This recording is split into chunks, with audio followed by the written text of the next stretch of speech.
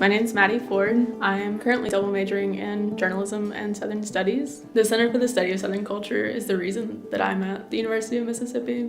University of Mississippi wasn't even on my radar before I realized I wanted to do Southern journalism. And then once I made that realization, this was the only school that I even considered. This place is, in my opinion, one of the most interesting in the world. I'll hopefully get to spend the rest of my life listening to people's stories and trying to understand this place better.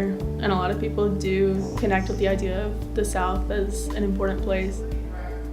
To be able to spend your time studying it and being a part of making it better, helping it form a new identity, an identity that we can be proud of, that's an experience that other majors or other routes don't quite afford you. That's why you come to college, right? Is to open those new doors, to learn those new things. I think there are lots of beautiful aspects about the culture of the South, but just as interesting are the ones that are gritty and harder to talk about. My name is Catherine Aberly. I was a double major in Southern Studies and Classics. I grew up in New Hampshire, graduated from high school in upstate New York, and Mississippi was always very infamous. When I first toured the University of Mississippi, I sat in on a Southern Studies 102 class, and the professor had the students name like any musical artist, and he traced their influences back to the slave gospels. That to me was so fascinating.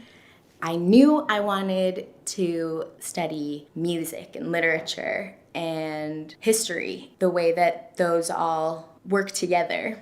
Southern Studies to me is the interdisciplinary study of Southern history and Southern culture relative to American history and American culture. And I expected to understand what was so exceptional about this infamous South.